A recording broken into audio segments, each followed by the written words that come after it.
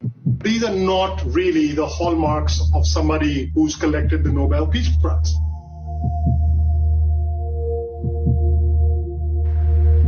It's been barely 6 months since Ethiopia's Prime Minister Abiy Ahmed collected his Nobel Peace Prize. But now, his credentials as a peacemaker and as a reformer, both political as well as economic, are being questioned by his own people.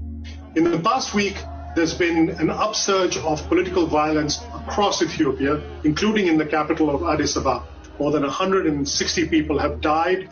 This stems from the assassination of a very popular singer and political activist of the Oromo people, the largest ethnic group in Ethiopia. We don't yet know who assassinated him and why, but the Prime Minister's response to the protests was to bring in the military and order a crackdown. Political opponents have been arrested. The internet has been shut down. And these are not really the hallmarks of somebody who's collected the Nobel Peace Prize. There's also been criticism from human rights groups like Amnesty International, which have pointed to a pattern of extrajudicial killings in Ethiopia.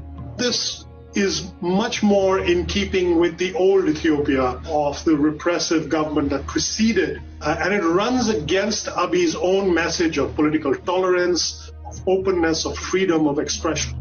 This is also coming at a particularly difficult moment for Abiy Ahmed because Ethiopia is facing its first great challenge to the economic success of the past couple of years.